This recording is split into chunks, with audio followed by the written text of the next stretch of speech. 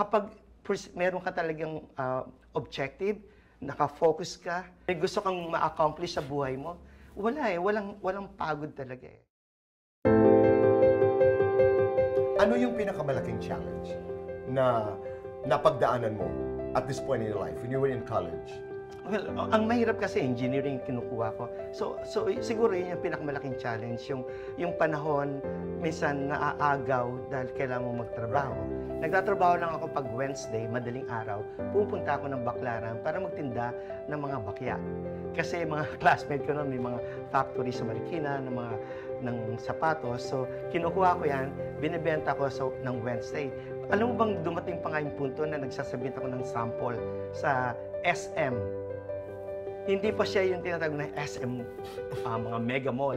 Pupunta ako doon, magdadala ako ng sample, dadramahan pa, ate, pag hindi ka bumili sa akin, hindi ka nag-order, wala akong pambayad ng tuition fee. Masaya at nag-aaral pa rin, nakagraduate ka rin, scholar ka rin sa eskwelahan, may struggle pa rin, may mga challenges, pero wala naman talagang challenges na hindi nalalampasan. Kapag meron ka talagang objective, naka-focus ka, may gusto kang ma-accomplish sa buhay mo, walang pagod talaga eh. Alam mo, naranasan ko, hinahabol ako ng pulis.